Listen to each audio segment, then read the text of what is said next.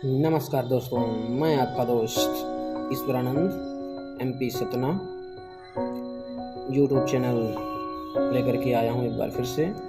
आज हम बात करेंगे माता गौरी इतने सुंदर क्यों हैं और भगवान शिव जी इतने अटपटे वस्त्र क्यों धारण करते हैं। एक बार की कथा मुझे याद आती है, छोटा सा प्रसंग है।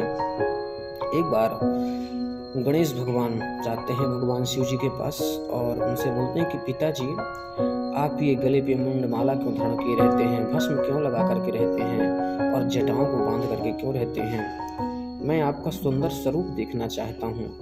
गणेश जी के आग्रह पर भगवान शिव प्रसन्न हो जाते हैं और स्नान करने चले जाते हैं। स्नान करके जैसे ही बाहर आते हैं तो भगवान शिव जी के शरीर पे भस्म नहीं लगा रहता है, मुंडमाला नहीं रहती है और जो बिखरे हुए जटा थे वो संवरे हुए रहते हैं। उनकी सुंदरता देख करके भगवान गणेश जी स्तब्धित हो जाते हैं, अपलक हो जाते हैं, देखते ही रह जाते हैं। कुछ क्षणों के बाद भगवान शिव कहते हैं कि बेटा पुत्र गणेश, देखो मैं आ गया।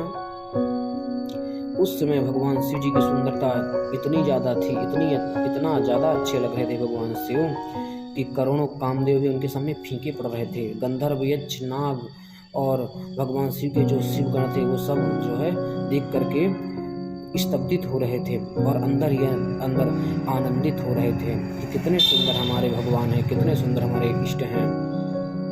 कुछ देर देखने के बाद गणेश जी से भगवान ने कहा कि देखो मुझे, मैं तो आ गया, अब और कोई भी इच्छा हो तो बताओ। गणेश जी सिर झुका करके कहते हैं कि हे पिताश्री, मुझे क्षमा कर दीजिए, मुझसे बहुत बड़ी भूल हो गई। आप अपने पुनः पुराने स्वरूप पर लौट आए। भगवान कहते हैं क्यों? गणेश जी ने कहा कि मैं नहीं चाहता कि मेरी माँ से ज्यादा कोई सुंदर हो। आप फिर से अपने पुराने स्वरूप में ही लौट आए। भगवान शिव फिर से अपने पुराने स्वरूप में आ जाते हैं। यही कारण है कि माँ गौरी जो है भगवान शिव के सामने फीकी पड़ जाती हैं और भगवान गणेश जी के कहने पर ही भगवान शिव फिर से अपना स्वरूप धारण कर लेते हैं। अतः गौरी माता बहुत सुंदर हो जाती हैं, सुंदर दिखने लगती हैं भगवान शिव के सामने जब भगवान शिव फिर से पुराने अपने स्वरूप में आ जाते हैं। इसीलिए कहा जाता है, आज भी देखा गया है इस संसार में भी, कि जो पिता होता है वो कठोरता का स्वरूप धारण करके रहता है, जिम्मेदारियां लेकर के रहता है, अतः शिव का स्वरूप हो जाता है। और जो माता होती है सौम्यता का प्रतीक होती है, स्नेह का प्रतीक होती है, प्यार का प्रतीक होती है, इसीलिए वह सुंदर होती है। यही कारण है कि माता पार्वती अधिक सुंदर हैं और भगवान शिव जो है अटपटे वस्त्र धारण क्यों कर सकते हैं। वास्तव में दोनों ही सुंदर हैं।